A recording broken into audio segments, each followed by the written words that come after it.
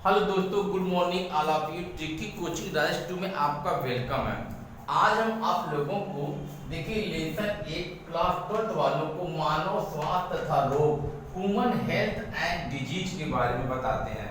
ये देखिए बायोलॉजी है। देखिए कि आपको बता रहे हैं, आपको ना समझ में आए जितने बच्चों को, तो ये देखिए बायोलॉजी पढ़ा रहे हैं। क्या पढ़ा रहे हैं? बायोलॉजी। आज बायोलॉजी में क्या पढ़ाते हैं? मानव स्वास्थ्य। एक मानव किस तरह स्वास्थ्य, मतलब हम किस तरह स्वस्थ रहते हैं और हमको कौन सी बीमारी कैसे होती है, इन चीजों के बारे में बताते हैं और इनका क्या निवारण। देखिए आप लोग को नोट भी बनवाते चल रहे हैं। आप लोग को देखिए कॉपी जो राइट है उसको अच्छी तरह नोट बनाते चलिए और एक एक पॉइंट को क्लियर करते हुए चलिए। ठीक है, ताकि आपका क्लियर रहे। देखिए मानव स्वास्थ्य तथा रोग। देखिए मानव को जब तक कोई रोग नहीं लगेगा तब तक वह क्या रहेगा? स्वस्थ रहेगा। तो सबसे पहले देखिए डिफिनीशन जो होती है वो रोग को होती है। रोग में जैसे आप किसी भी व्यक्ति को रोग क्या है, जैसे पहले ये जाने कि रोग क्या है। रोग में बीमारी। देखिए बीमारी जो है, क्या बोले समझ में आ रहा है? बताइए। बोली भाई, किसको समझ में नहीं आ रहा है बताइए। देखिए रोग जीवों के कारण होने वाले, देखिए जीवों के कारण होने वाले संक्रमक को क्या क्या, संक्रमण से क्या होता है? रोग होता है। जीवों से होने वाले जो जीव है, जंतु है, कोई भी चीज जैसे भोजन है, उससे हम क्या करते हैं? जब हम खा लेते हैं हमारा शरीर अस्वस्थ हो जाता है तो उसे क्या कहते हैं? रोग हो जाते हैं। रोग देखिए कई तरह के होते हैं। रोग देखिए ये जो रोग होते हैं देखिए दो तरह से होते हैं। एक जो रोग होते हैं, एक संक्रामक होते हैं, संक्रमक, ठीक है, एक असंक्रामक होते हैं। दूसरा क्या होते हैं? असंक्रामक।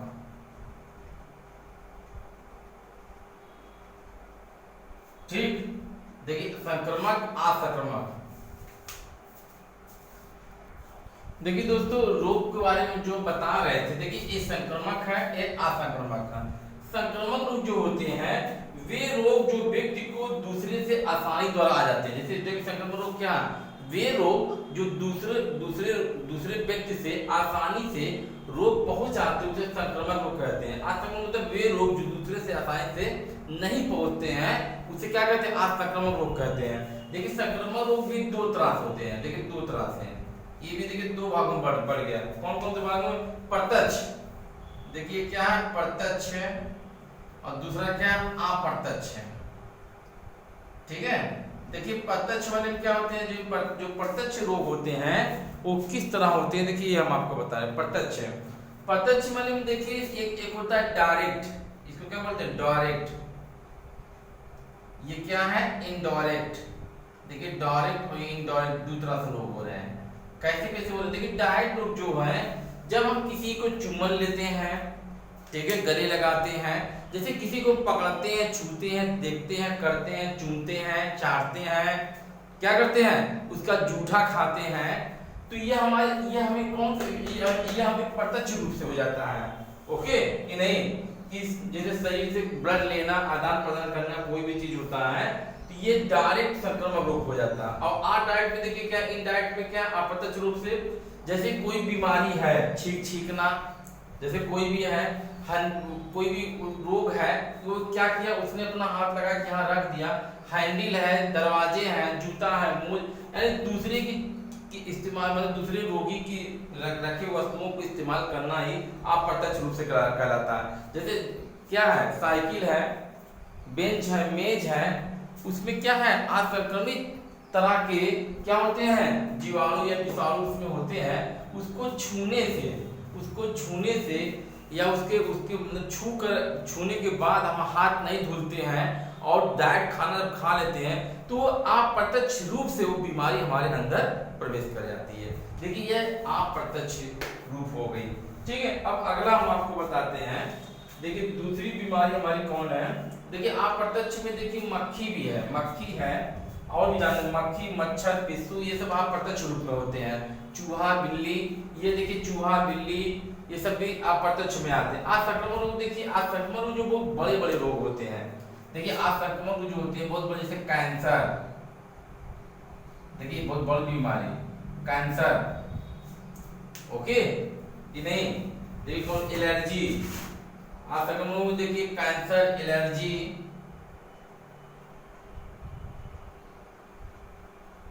देखिए कैंसर, एलर्जी, ये असंक्रमण को देखिए किस तरह से हो रहे हैं पूरे। जो बड़े बड़े बीमारियां होती है वो असंक्रामक रूप से होती हैं। देखिए ना इसमें ये कैंसर में क्या होता है, कोई गांठ का पड़ जाना, जैसे गांठ पड़ जाती है तो अब देखिए नोट्स को लिखवाते जाएंगे तो आप अधिक समझते जाएंगे। ऐसे एक बार इसको ज्यादा लेक्चर देंगे, कोई बात जो है जो इसमें जो लिखी हुई है उसी बात को हम देखिए हम बोलते जा रहे हैं, आपको देखिए समझाते जा रहे हैं, तो हम लिख के उसमें देखिए दिखाते भी जाएंगे, समझाते भी जाएंगे, इससे आपको जल्दी हो जाएगा। ओके चलिए देखिए दोस्तों, सबसे पहले लिखना शुरू हो जाइए। चलिए आप लोग नोट बनाइए, सभी लोग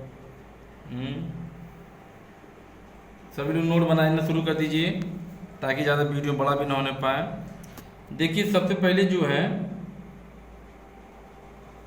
रोगजनक क्या है, मैं रोगजनक समझते रोगजनक। देखिए तो रोगजनक उन्हें कहा जाता है जिनके कारण कई तरह की बीमारियां का जन्म होता है। इसमें विषाणु, जीवाणु, कवक, परजीवी आदि आते हैं। यह किसी जीव, पेड़ पौधे या अन्य सूक्ष्म जीवों को बीमार कर सकते हैं।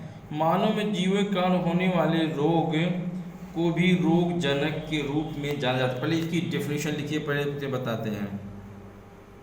चलिए लिखते हुए निकलिए।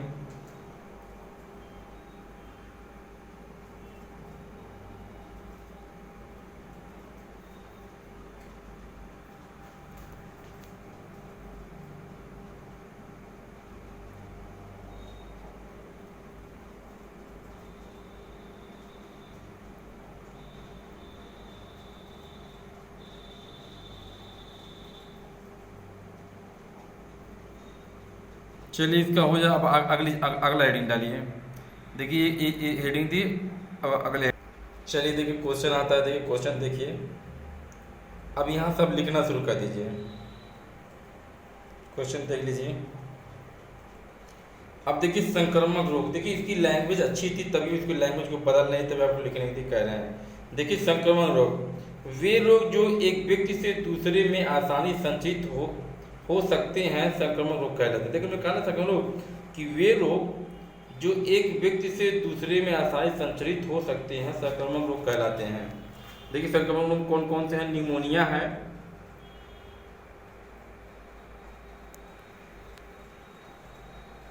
देखिए दिखाई दे निमोनिया। यह रोग मुख्यतः शिशुओं और वृद्धजनों में होता है, परंतु अन्य उम्र के लोगों में भी हो सकता है। फेफड़ों में होने वाला यह संक्रमण रोग देखिए स्ट्रेप्टोकोकस देखिए निमोनियाई व हीमोफिलियस इन्फ्लुएंजा नामक जीवाणु से होता है। इसके अतिरिक्त स्ट्रेप्टोकोकस पायरोजिन्स देखिए ना क्लिस्लीला निमोनियाई तथा चेचक व खसरा उत्पन्न करने वाले विषाणु व माइक्रोप्लाज्मा भी इस रोग के कारक हो सकते हैं। देखिए निमोनिया दो तरह का होती है, आप लोग आज जान जाए निमोनिया कितने तरह का है। देखिए दो तरह का होती है, देखिए विशिष्ट निमोनिया और दूसरी द्वितीयक निमोनिया। देखिए विशिष्ट निमोनिया क्या है? देखो स्ट्रेप्टोकोकस निमोनिया नामक जीवाणु से होता है। यह रोग समान श्वसन तंत्र वाले व्यक्तियों में होता है। ओके चलिए इतना आप लिखे तो फिर आगे बढ़ते हैं।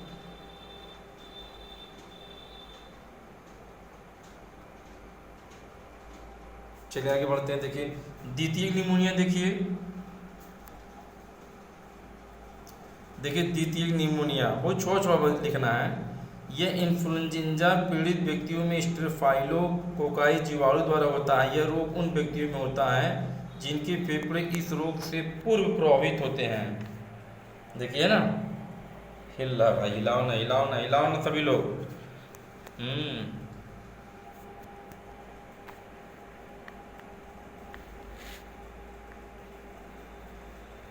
देखिए दोस्तों आगे आइए। द्वितीय निमोनिया यह इन्फ्लुएंजा पीड़ित नामक व्यक्तियों में स्टेफाइलोकोकाई जीवाणु द्वारा होता है। यह रोग उन व्यक्तियों में होता है जिनके फेफड़े इस रोग से पूर्व प्रभावित होते हैं। लक्षण देखिए, रोगी की श्वसन लेने में बाधा उत्पन्न होती है, रोगी को तेज सर्दी लगती है, रोगों को तेज देखिए है ना एकदम लक्षण रोकथाम आप लिखते हुए निकल आइए पहले फटाफट। पहले देखिए इतना लिखिए तो हम आगे आपको बताते हैं,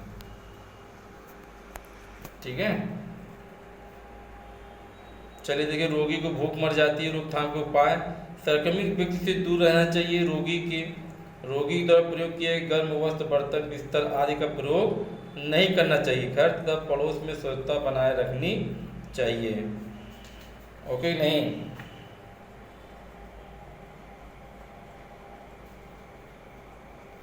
चलिए अब दूसरे नंबर डालिए जुकाम। जुकाम या सामान्य ठंड है। देखिए आप लोग रो रो के लिखते चलिए।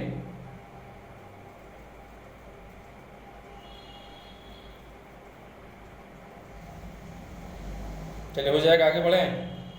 चलिए देखिए जुकाम या सामान्य ठंड है।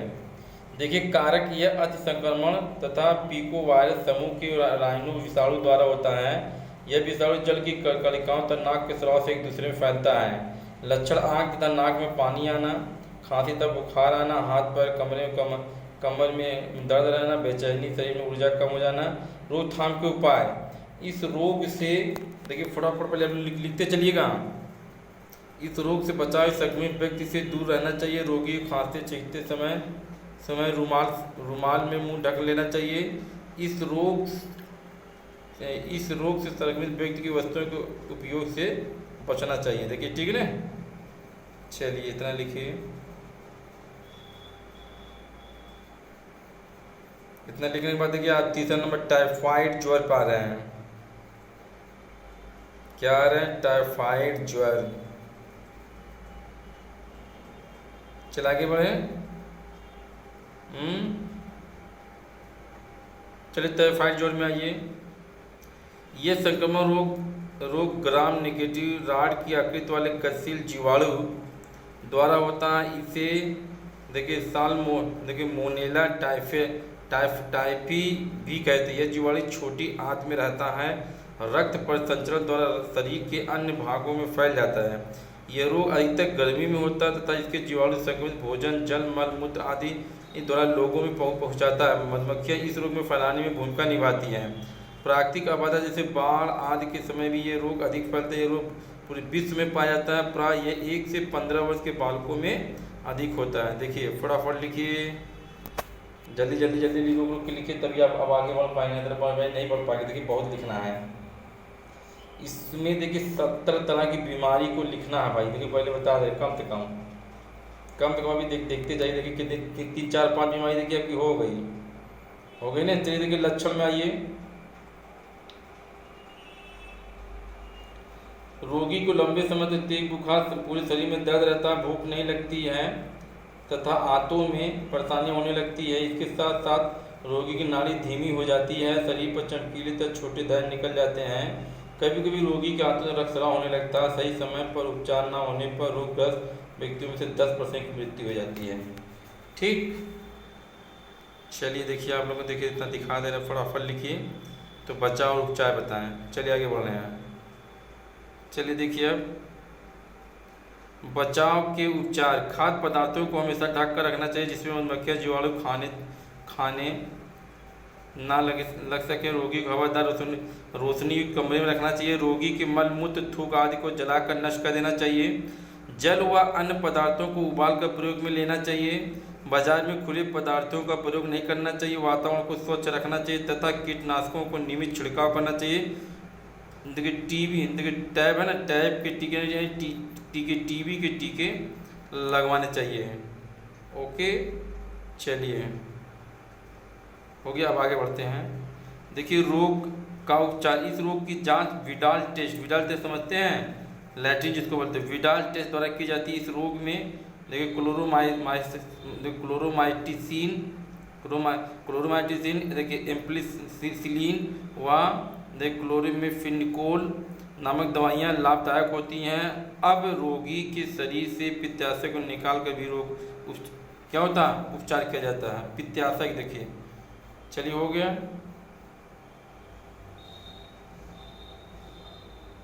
देखिए संक्रमण रोग जितने थे हमने बता दिया। अब आज संक्रमण बताते हैं। देखिए जितना थोड़ा आराम से लिखते चलेंगे आपको बताते चलेंगे। हो गया।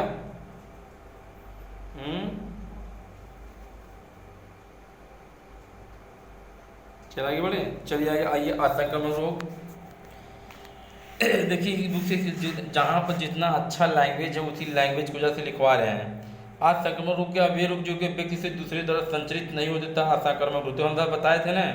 एक होता है प्रत्यक्ष अप्रत्यक्ष, जैसे बताया तो उसी देखिए लिखते जाइए। जैसे एलर्जी है, देखिए हम में से कुछ लोग पर्यावरण में मौजूद कुछ कण जैसे पराग, चिंचड़ी, कीट आदि के संवेदनशील होते हैं। इस संपर्क मानने से बीमारी से प्रतिक्रिया स्वरूप खुजली आदि प्रारंभ हो जाती है, यही एलर्जी है। ठीक है, एलर्जी देखिए हमारे शरीर पर लाल दाने चकते पड़ जाते हैं, शरीर में खुजली होती है, छींक आती है, नाक से पानी बहता है। देखिए देख रहे हैं।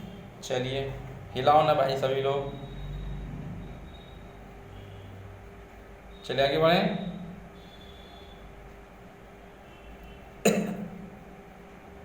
चलिए जरा आगे देखते हैं रोकथाम के उपाय। देखिए रोकथाम, हमें नए स्थान पर जाते समय वहाँ के भौगोलिक दशा के अनुरूप तैयारी करनी चाहिए, अर्थात वहाँ धूल पराग कण आदि यदि होने की संभावना तो मुंह में मास्क लगाकर निकलना चाहिए। शरीर को पूरा ढक कर बाहर निकलना चाहिए। एलर्जी हो जाने प्रति हिस्टामिन, एड्रेनलिन तथा स्टेरॉइडों जैसी औषधियों का प्रयोग करना चाहिए। देखिए इसमें बताया ना कि जो दवा, देखिए इसको भी लिख लीजिए एकदम आपको छूटे ना। चलिए इसको भी देख लीजिए।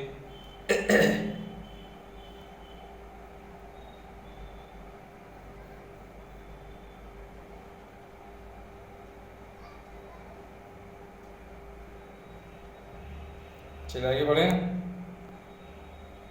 चलिए अगला देखिए हमारा कैंसर है। कैंसर कैसे होता है कैसे नहीं होता है। कैंसर एक घातक बीमारी है, अब इसके बारे में आपको बता। देखिए दोस्तों सब आगे चलिए। देखिए कैंसर, अब कैंसर आ गया ना, हमने आपको देखिए बताया था ना कि कैंसर अब लिखवा रहे थे कि जो कैंसर है थोड़ा इसमें बहुत छोटा दिया हुआ है, थोड़ा सा बुक से भी थोड़ा लिखवा दे रहे हैं तो थोड़ा बड़ा हो जाए।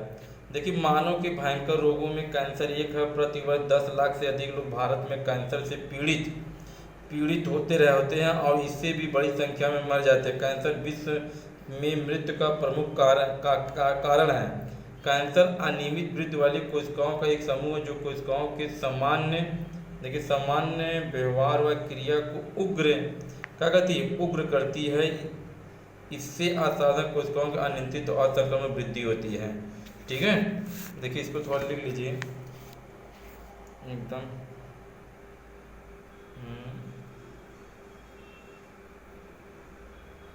देखिए दिखाई दे रहा। चलिए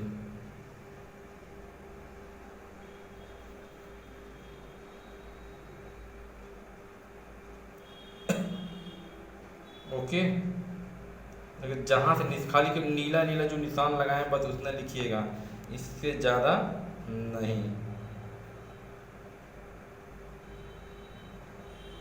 चलिए आगे बढ़ते हैं।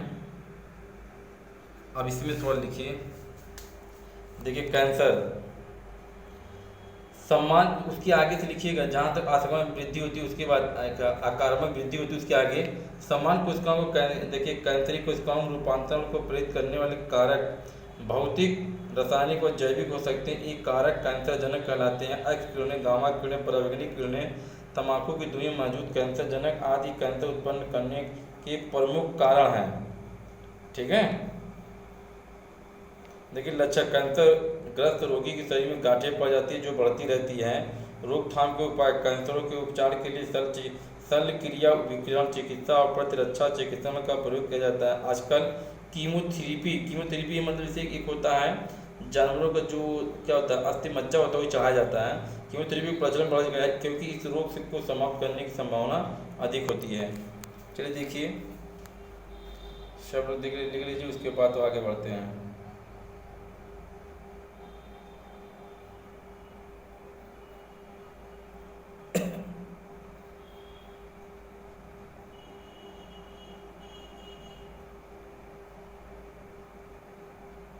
चलिए हो गया। चलिए बुक वाला भी अगर न लिखी हो तो देखिए दिखा देते हैं आपको फिर एक बार और। देखिए छूटे ना आपका।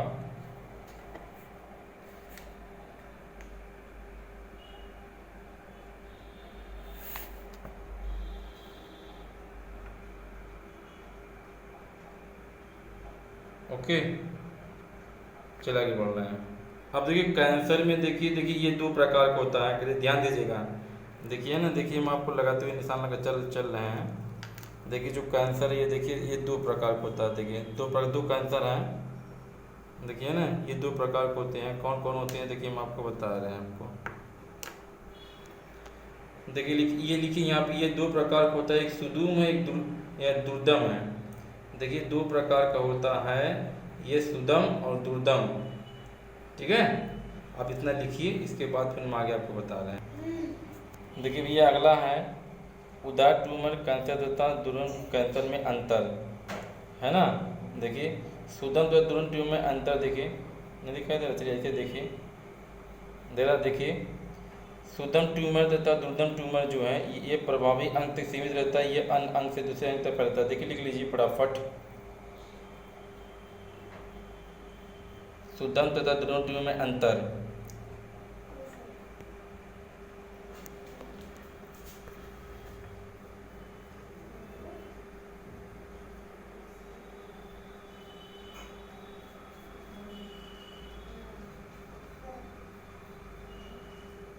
देखिए ये प्रभावी अंग तक सीमित रहता है, ये एक अंग से दूसरे अंग तक फैलता है। ये संवहनी ऊतकों को क्या करता है, खोल से घिरा रहता है। इसमें ऐसा नहीं होता, इसकी वृद्धि दर धीमी होती है, इसकी वृद्धि दर तीव्र होती है। देखिए इसमें कोशिकाएं आपस में अधिक जुड़ी होती है, इसमें कोशिकाएं कम जुड़ी होती हैं। इसमें देखिए मेटास्टेसिस नहीं होता, इसमें मेटास्टेसिस होता है। देखिए बस इतना है, आप लिख लीजिए एकदम अच्छी तरह से। देखिए फटाफट,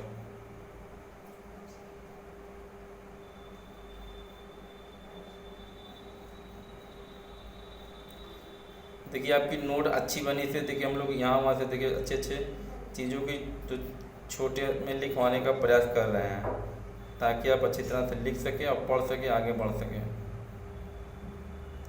ओके, अब लिख लेंगे।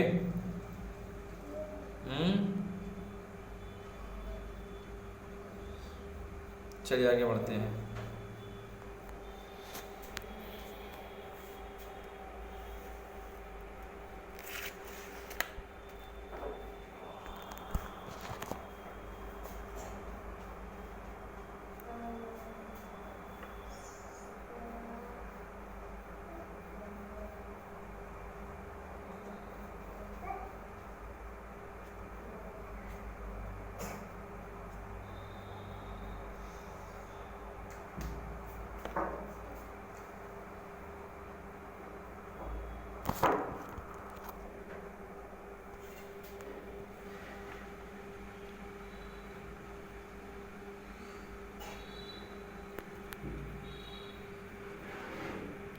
देखिए दोस्तों आगे मेटास्टेसिस का क्या मतलब है, व्याख्या कीजिए। मेटास्टेसिस भी देखिए कैंसर में आता है, तो कैंसर के पहले खत्म कर देते तब आगे बढ़ते। देखिए इतना मेटास्टेसिस में कैंसर कोशिकाओं में अन्य ऊतकों व अंगों में स्थानांतरण से कैंसर फैलता है। ठीक है, परिणाम स्वरूप द्वितीय, देखिए परिणाम स्वरूप जो है, देखिए दिखाई नहीं दे रहा, देखिए अब दिखाई दिया। परिणाम स्वरूप द्वितीय ट्यूमर का निर्माण होता है।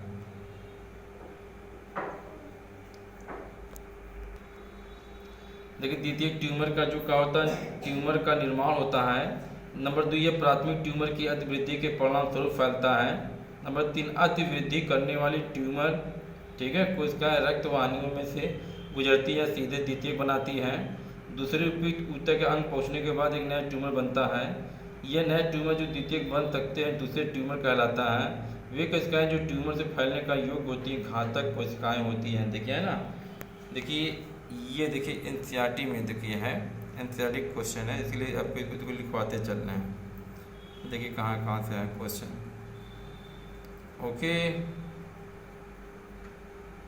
देखिए लिख लेंगे।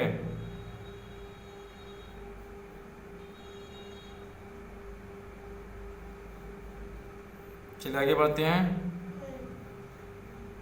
चलिए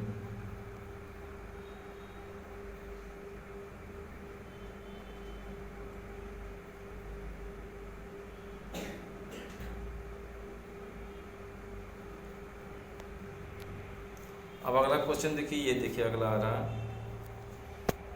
देखिए इसकी हेडिंग रहेगी, प्रसामान्य कोशिका से कैंसर कोशिका किस प्रकार भिन्न है। देखिए प्रसामान्य कोशिका से कैंसर भिन्न, तो देखिए एक सामान्य कोशिका में कोशिका वृद्धि और कोशिका विभेदन अत्यंत नियंत्रण और नियमित होते। देखिए इसको भी लिख लीजिए। देखिए इंपॉर्टेंट है भाई, लिखवाना तो पड़ेगा, एनसीईआरटी है इसीलिए अन्यथा छोड़ देते हैं हम।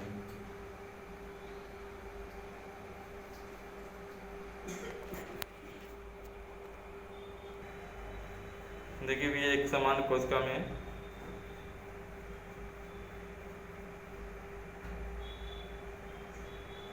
चलिए अब देखिए इसका दूसरा पॉइंट देखिए, परसमान कोशिका के देखिए दूसरी पॉइंट इसकी क्या है। परसमान कोशिका में देखिए दिखाई दे रहा, चलिए इसे देखिए। परसमान कोशिका में देखिए स्पर्श संदमन नामक गुण होता है, जिसके कारण अन्य कोशिकाओं में इसकी स्पर्श अनियंत्रित वृद्धि का संदमन करता है। इसके विपरीत कैंसर कोशिका में यह गुण समाप्त हो जाता है, अतः इन कोशिकाओं में वृद्धि और विभेदन अनियंत्रित हो जाते हैं। इसके परिणामस्वरूप कैंसर कोशिका निरंतर वृद्धि करके कोशिकाओं में से एक पिंड रसायली बना देती है। ओके, देखिए लिख लीजिए, फटाफट जल्दी करिए, हिलाओ ना भाई।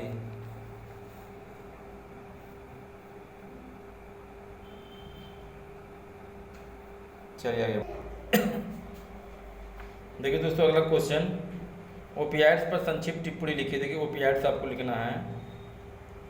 देखिए ओपियाइड्स ऐसे ड्रग जो हमारे केंद्रीय तंत्रिका तंत्र और जठराव तंत्र में मौजूद विशिष्ट ओपियाइड ग्रहणियों से बंध जाते हैं। आमतौर पर ओपियाइड्स का प्रयोग दर्द निवारक के रूप में किया जाता है। ओपियाइड्स के अंतर्गत अफीम और इसके व्युत्पन्न heroin, smack, morphine, codeine, thebaine, hydromorphine तथा सिंथेटिक ओपियाइड जैसे देखिए पेंडिथीन, मीथाडोन, देखिए प्रॉक्सीफिन, देखिए मेपिरोडीन आदि आते हैं।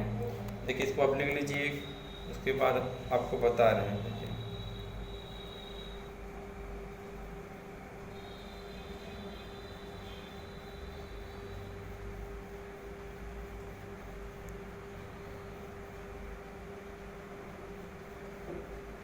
ठीक, ओपियाइड तो हो गया आपका, तो आपको हम अगला बता रहे हैं।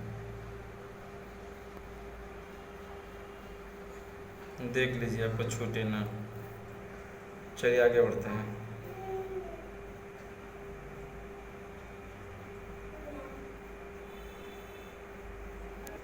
देखिए दोस्तों अगला लिखिए। देखिए अगला क्या है, कोरोना वायरस पर टिप्पणी लिखिए। कोरोना वायरस विषाणुओं में से देखिए है ना एक समूह है जो मनुष्यों के समान जुकाम से लेकर श्वसन तंत्र की गंभीर समस्या तक पैदा कर, देखिए हम लोग कितना लिखे, तो आगे बढ़ते हैं।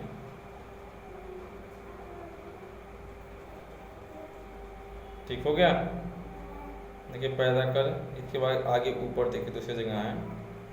चलिए देखिए पैदा कर सकता है, देखिए ना, देखिए पैदा कर सकता है। इसके अलावा कोरोना वायरस में सार्स तथा मार्स जैसी जानलेवा बीमारियां भी हो सकती हैं। इसके वायरस का नाम इसके आकार के आधार पर रखा गया है। ये वायरस जानवर तथा मनुष्य दोनों को एक साथ संक्रमित कर सकता है। दिसंबर 2019 में चीन के वुहान शहर में नोवेल कोरोना वायरस कोविड-19 का पहला मामला जानकारी से आधा शोध के सामने आया। यह कोरोना वायरस सांपों से मनुष्यों तक पहुंचा है। यह वायरस एनिमल से संबंधित है और मीट के wholesale market, poultry farm, सांप, चमगादड़ और फार्म एनिमल्स के जरिए मनुष्य में आया है। ओके, चलिए देखिए आप लोग लिखते चलिए। अब इसके बाद देखिए कोरोना वायरस के लक्षण। कोरोना वायरस के संक्रमण, देखिए कोरोना वायरस का श्वसन तंत्र में हल्का इन्फेक्शन हो जाता है, जैसे आमतौर पर कॉमन कोल्ड यानी सर्दी जुकाम में देखने को मिलता है। हालांकि इस बीमारी के लक्षण बेहद कॉमन है और कोई व्यक्ति कोरोना वायरस से पीड़ित ना हो तब भी उसे ऐसे लक्षण दिख सकते हैं, जैसे नाक का बहना, सिर में तेज दर्द, सूखी खांसी, गले में खराश, दर्द, थकान, उल्टी महसूस होना, सांस लेने में तक, निमोनिया आदि, देखिए ब्रांकाइटिस आदि। पहले इतना आप लोग लिखिए, तब देखिए गड़बड़ मत कर दीजिएगा।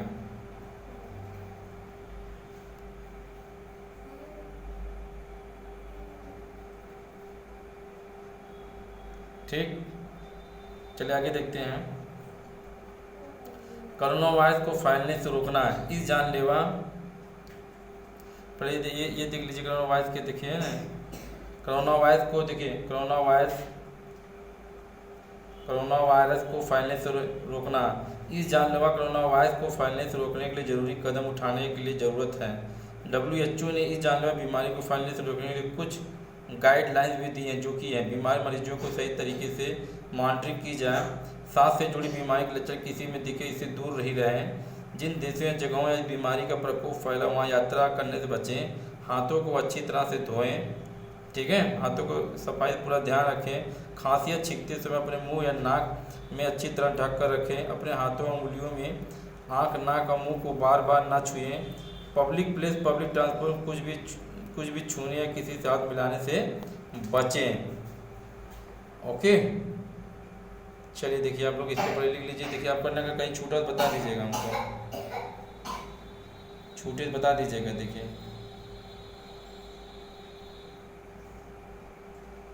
छूटने ना पाए ना, अन्यथा आपका गलत हो जाएगा। चलिए आप लोग इसको भी लिख लीजिए। चलिए हम जल्दी नहीं, जल्दी घबराइए मत, सब लोग घर जा के भी अच्छी तरह से लिख लीजिएगा।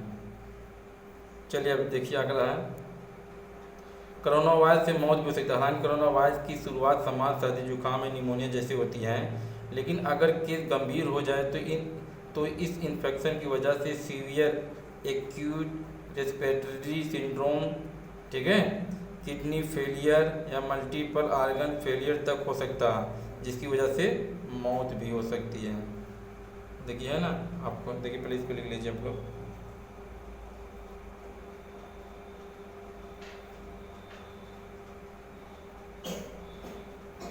देखिए कोरोना वायरस खत्म हो गया। अब अगली बीमारी के बारे में बताते हैं आपको। चलिए आगे बढ़ें। चलिए फटाफट जब खत्म करेंगे तभी आपको आप आगे बढ़ पाएंगे, अदरवाइज आप खत्म।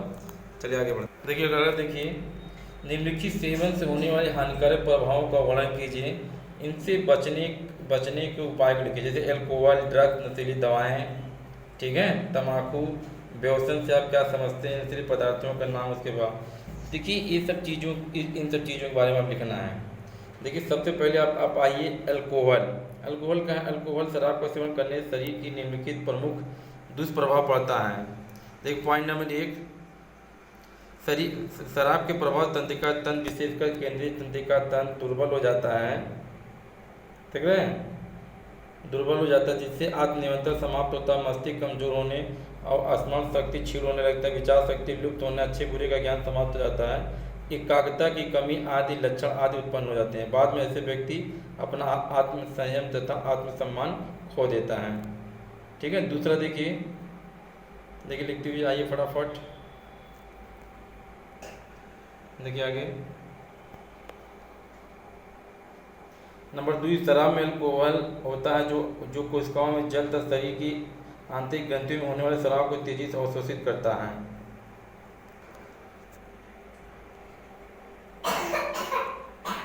देखिए दोस्तों जो निशान लगा थोड़ा हमने कम करिए, थोड़ा निशान देखिए है ना, देखिए जो जहाँ से नीला नीला लगा बस उतना आप लिखिएगा, ज़्यादा नहीं।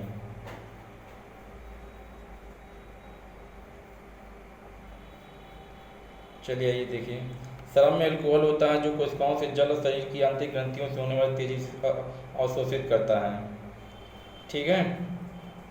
अगला ये अल्कोहल अमाशय तंतुओं की श्लेष्मा झिल्ली का हानि पहुंचाता है। 3 पॉइंट। चौथी पॉइंट, कोशिकाओं से जल अवशोषित होने का नष्ट हो जाती है और धीरे धीरे शरीर विशेषकर मांसपेशियां दुर्बल होकर क्या होती है, शिथिल ढीला पड़ जाती हैं। 5वीं पॉइंट, शरीर में विटामिनों की कमी हो जाती है, विशेषकर विटामिन बी, विटामिन के कारण थायमिन आदि उनका वितरण नियमित हो जाता है, जो शरीर में अनेक प्रकार की विकृतियों का रोग उत्पन्न हो जाती हैं। देखिए 6वें पॉइंट, रुधिर प्रसंचरण प्रमुख त्वचा की ओर अधिक होने से त्वचा का रंग लाल हो जाता है। बस इतने पॉइंट लिखना है।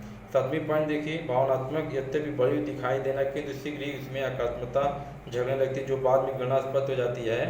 अल्कोहल के आदि व्यक्ति अपने समस्त पारिवारिक संबंधों की ओर उदासीन और कट हो जाता है, घर में कलह हो जाता है और लड़ाई झगड़े होने लगते हैं। देखिए आपको शुरू से फिर दिखा देते हैं ताकि आपको छूटा उटा रहे तो आपको हो जाए।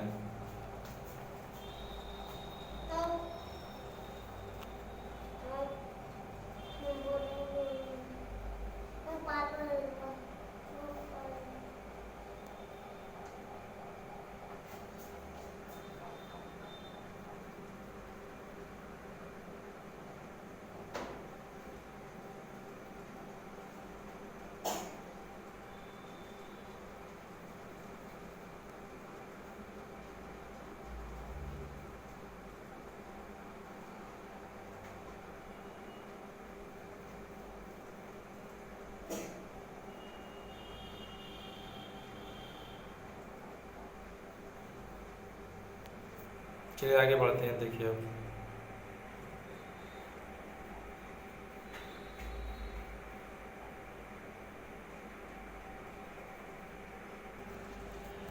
देखिए दोस्तों, आगे ड्रग्स तथा नशीली दवाएं हैं। देखिए ठीक है, देखिए जो जो नीला निशान लगाएं बस उतना उतना लिखिए फटाफट, जिससे आपको जल्दी हो जाए।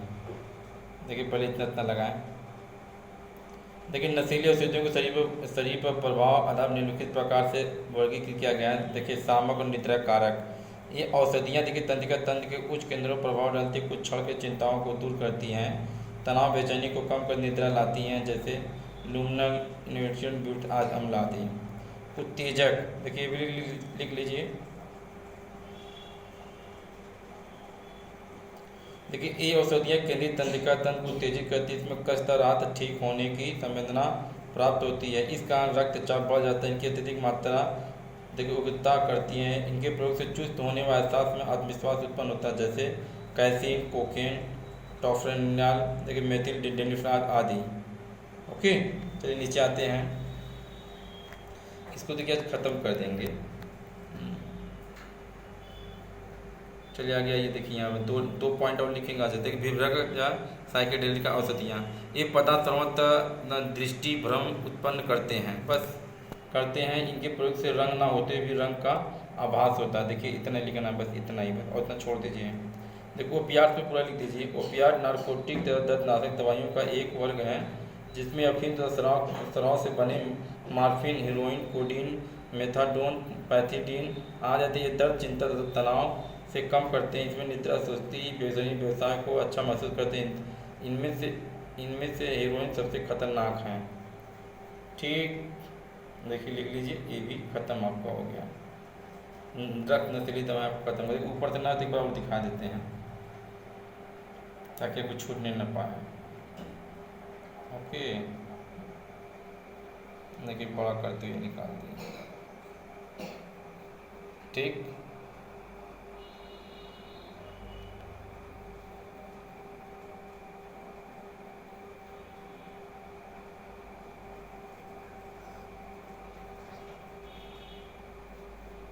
चलिए आगे तम्बाकू पाते हैं। देखिए तम्बाकू का सेवन पान, बीड़ी, सिगरेट, सिगार, पाइप, पान मसाला आदि किसी भी रूप में किया जाता है। इसके सेवन के अनेक दुष्प्रभाव होते हैं जो निम्नलिखित हैं।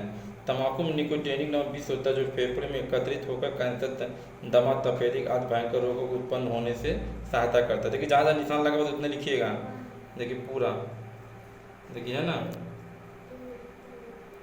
तम्बाकू के सेवन से हृदय गति बढ़ जाती है, जिससे उच्च रक्तचाप तथा हृदय संबंधी रोग उत्पन्न संभावना बढ़ जाती है। धूम्रपान द्वारा तम्बाकू, पहले ऊपर से देखिए लिखते हुए आइए, तब आपका नहीं गड़बड़ा जाएगा मामला। देखिए संभावना बढ़ जाती है। धूम्रपान द्वारा तम्बाकू के सेवन अपने मुंह, देखिए अपने मार्ग, मुंह, गला, फेफड़े इत्यादि श्लेष्म कला पर हानिकारक प्रभाव डालता है। इससे कैंसर जैसे भयंकर रोग होने की संभावना हो जाती है। ठीक, अब देखिए नीचे आते हैं। 14 पॉइंट, श्लेष्म कला प्रभावित होकर अत्यधिक मात्रा में श्लेष्म प्रभावित कर, जिससे खांसी, कफ, बाद में रोगाणुजन्य रोकथाम की शक्ति, रोग अवरोधक क्षमता कम होने से दमा, तपेदी जैसे संक्रामक रोग शरीर में आसानी से घर कर लेती हैं। देखिए 5वां पॉइंट, तम्बाकू के सेवन से पाचन शक्ति क्षीण होने लगती है।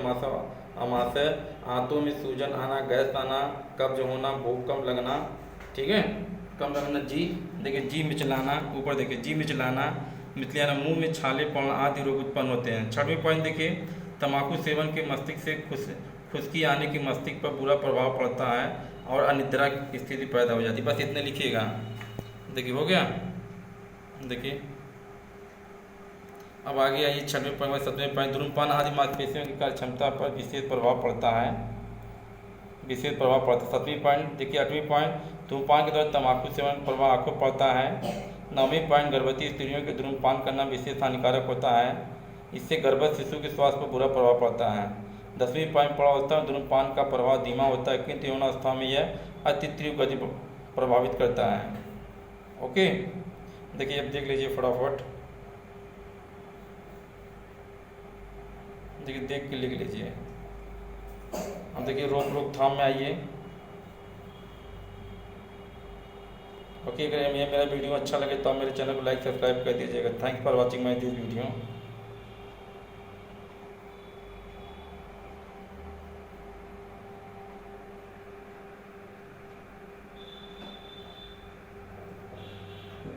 चलिए ठीक है, अब अगले वीडियो में हम आपको बताते हैं इसका जो पार्ट छूटा हुआ है वो हम आपको बता देते हैं।